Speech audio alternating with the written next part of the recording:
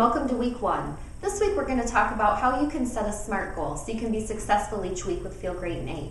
But first I wanted to talk to you about the health assessment. If you haven't yet taken the health assessment, we would encourage you to do so.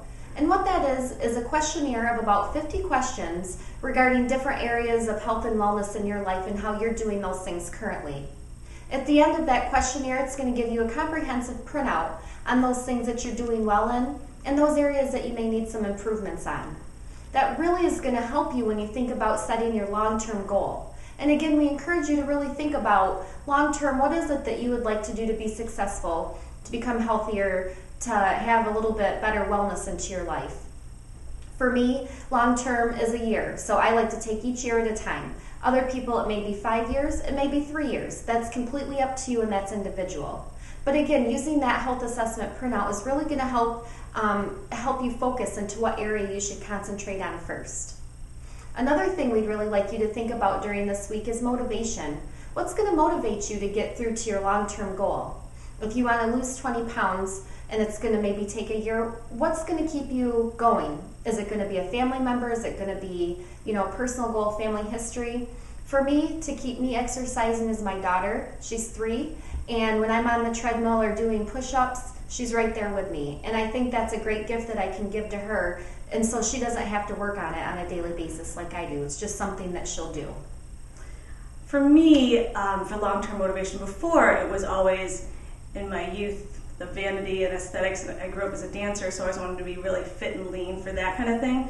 But now, as I've gotten older and I'm married, and I know my family history is very extensive as far as diabetes goes, and my father died from diabetes when I was 13, probably why I became a dietitian and a certified diabetes educator.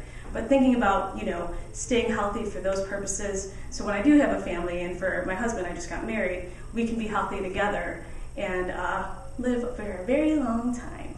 So what can help us, go through that long-term goal into the motivation is thinking about our midterm goal. And that's where Feel Great in 8 really comes into play. It's 8 weeks long, so it is a nice midterm goal that you can set for yourself. And then what takes you to that midterm goal and then the long-term goal is the weekly short-term SMART goals. The SMART goal is an acronym, so SMART stands for specific, being very specific to what you're trying to aim for in your goals. And then measurable, so you're accountable to those goals. So really being able to measure out exactly what you're going to do. And then attainable and realistic are the A and the R. And again, we want to make sure that we are setting goals that we can do. If you've never worked out before in your life, you don't want to say that you're going to work out for an hour and a half, 7 days a week, because that's not realistic and it probably wouldn't be attainable. And then that causes you to fail right away. And that's not the goal of the SMART goal. And then T, also setting a time frame for your goal. Here we're using a week, but we want you to build upon those weeks with each weekly topic that we're focusing on. So remember to keep your goals SMART. A good example of a nutrition SMART goal, I had a member or patient before set one like this, where they were trying to have 2 fruits and 2 vegetables at least 3 days a week, because they weren't eating any at all. She gave herself a little bit of freedom to pick whatever day she wanted for that, but really trying to focus on getting those in. That's a great way to start out slow and to really become successful in your SMART goals. What I like to do for my exercise, because it's a little bit of a challenge for me some weeks, is 3 days a week I'll do cardio on the treadmill for 30 minutes. And then if I'm feeling really ambitious that week, I'll get in 2 days of strength training. So keep in mind that if you have a SMART goal for 1 week, you get your 3 days of cardio, looking at your schedule, that's all you can do. The next week you can obviously expand on that in weeks going forward. So you don't have to be stuck, for one SMART goal. Obviously those can change on a weekly basis as well.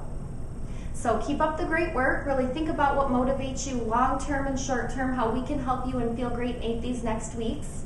And here's to some success.